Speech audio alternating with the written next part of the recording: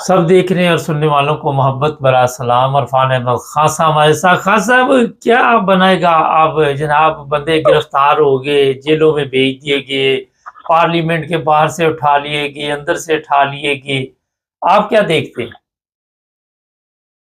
देखिए, ये कल का जो जलसा है इसका आपको अमूमी जायजा लेना चाहिए हर चीज का।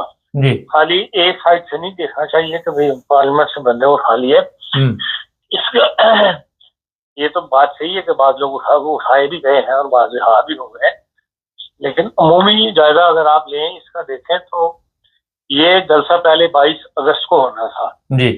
और उसके लिए बाकायदा स्टैब्लिशमेंट ने, चाहे वो मिलिट्री स्टैब्लिशमेंट थी या हुकूमत थी, इमरान खान साहब को दरखास्त की कि आप इसको डिले कर दें। और उस वक्त इमरान खान साहब मान गए और इसको डिले कर दिया गया। इस जलसे को कल के दिन पे रख दिया गया 8 सितंबर के ऊपर, ये 9 परसों के ऊपर। हाँ जी। लेकिन अब इससे पहले जो कानून साजी की गई, जो ऑर्डिनेंस जारी किया आसिफ जरदारी साहब ने, वो भी एक किस्म की आप समझ लें कि एक बेईमानी थी।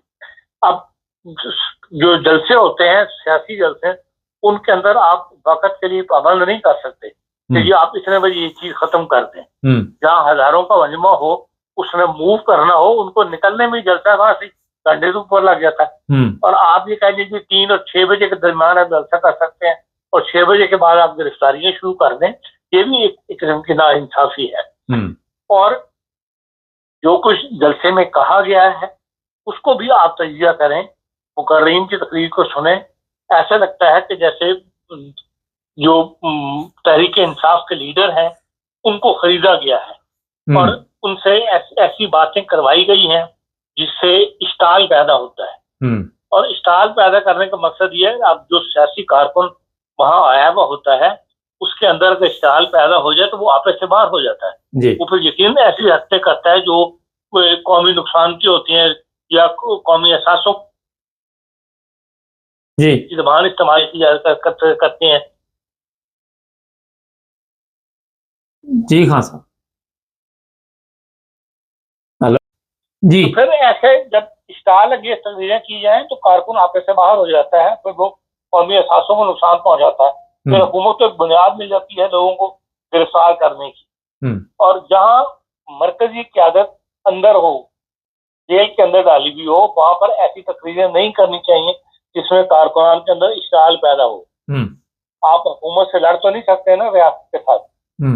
तो ये अकल जो है करनी चाहिए सियासी लीडरों को, जो कायदीन मौजूद है, जो जेल से बाहर कायदीन मौजूद है।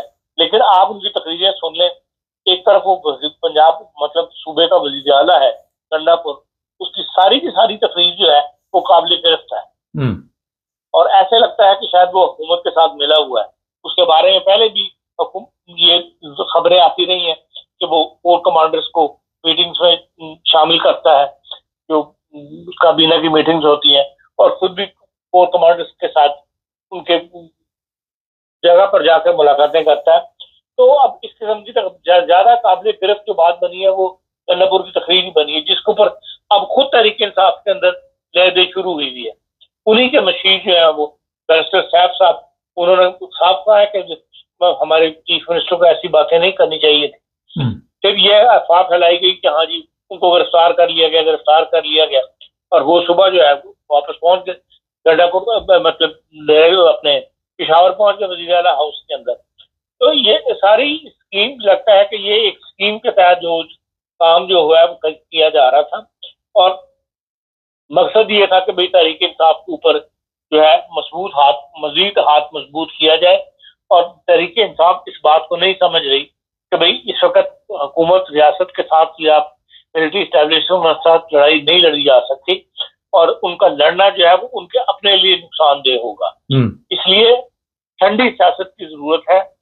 ठंडी सियासत करें, बयानात जरूर दें, बयानात से अपने कारकुनान को तैयार रखें, लेकिन सड़क रोड्स के ऊपर या इस किस्म के जलसों के अंदर इस किस्म की चीजें करेंगे तो अपना ही नुकसान उठाएंगे।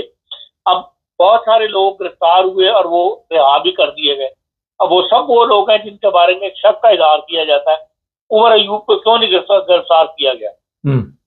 या बहुत सारे ऐसे लीडर हैं जो गिरफ्तार हुए और उनको छोड़ दिया गया। जो इमरान खान से बहुत ज्यादा करीब है वो अभी अंदर है, बाकी लोग छोड़ दिए गए। तो इसलिए ये पॉलिसी, ये जो जलसा था, इसमें कोई शक नहीं, कारकुन बहुत आएगा। यानी जितनी रुकावटें हुकूमत खड़ी कर सकती है उसने खड़ी की है। जो कहा यह जा रहा है कि सिर्फ इस्लामाबाद का इलाका है जहाँ पे जलसागाह की तरफ जाने वाले 29 रास्ते जो है वो उन्होंने कंटेनर लगा दिए थे, लेकिन इसके बावजूद हजारों की तादाद में दुनिया पहुंची है वहां पर। तो लोगों का रुझान तो है, या इमरान खान को पसंद तो करते हैं, लेकिन इमरान खान के कैद में होने की वजह से जो उसकी दूसरे नंबर की क़यादत है उसको खरीदने में एस्टेब्लिशमेंट जो है लगता है कामयाब हो रही है।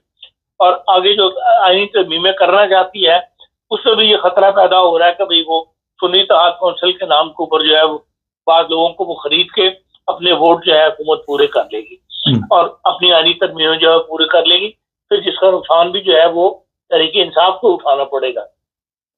इसलिए जो भी इस वक्त सूरत हाल है उसमें तहरीक इंसाफ को ज्यादा होश के साथ जो है वो अपने सियासी इक़दाम उठाने चाहिए मेरे नजदीक।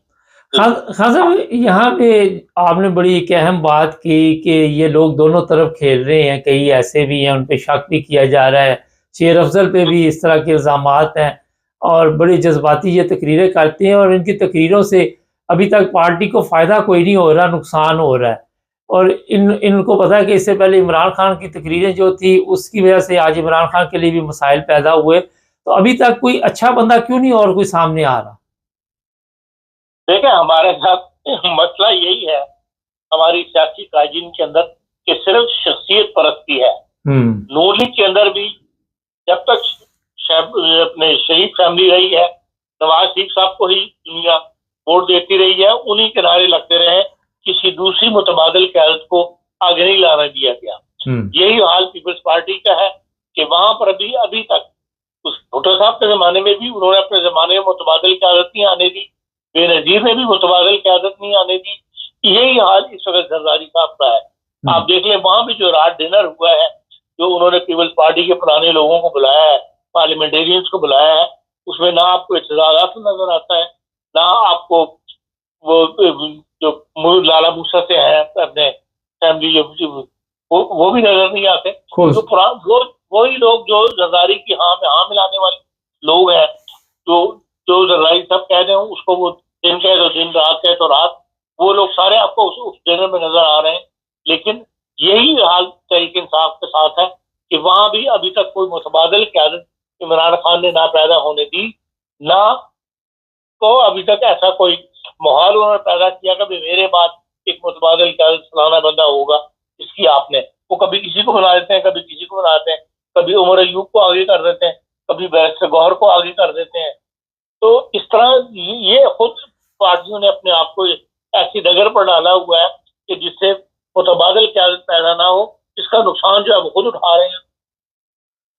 हाँ साहब, आखिर में ये बताइए कि ये लाहौर का जलसा जिसका ऐलान किया, क्या आप देख रहे हैं कि होगा या नहीं होगा? देखिए, पार्टी क्या तो अभी तक चाह रही है कि वो इमरान खान साहब तो चाहते हैं कि हो, लेकिन इमरान खान साहब को इस कल के जलसे से एक सबक सीखना चाहिए और बाकायदा इस पूरे हालात का जायजा लेने के बाद फिर यह है कि भाई उसका फैसला करना चाहिए कि उसमें कौन सी लोग कमेटी वो खुद बनाए जो उस जलसे को ऑर्गेनाइज करे। और हर बंदा जो मुंह उठा के अपना एक ग्रुप अलग लेके वहां जा रहा है और अपने नारे लगवा रहा है, वो कैफियत जो है वो तहरीक इंसाफ को नुकसान पहुंचाने वाली है। इसलिए अगर इस जलसे का, कल के जलसे का मैं नहीं समझता कोई फायदा तहरीक इंसाफ को पहुंचेगा। और अगर यही उन्होंने आगे करना है तो फिर अपने रास्ते जो और खुद तंग कर रहे हैं अपने लिए। बहुत शुक्रिया खान साहब का। नहीं, ये खान साहब की बात भी दुरुस्त है कि लीडरशिप नहीं है ठीक, और इस तरह की तकरीरें करके माहौल को और ख़राब करना समझ से बाहर है। पहले इमरान खान साहब की भी तकरीरें इसी तरह की होती थी, उसके नताइज आप सबके सामने। उस वक़्त अवाम भी कहती थी कि इमरान खान को कोई हाथ नहीं लगा सकता, बाद में आपने देख लिया।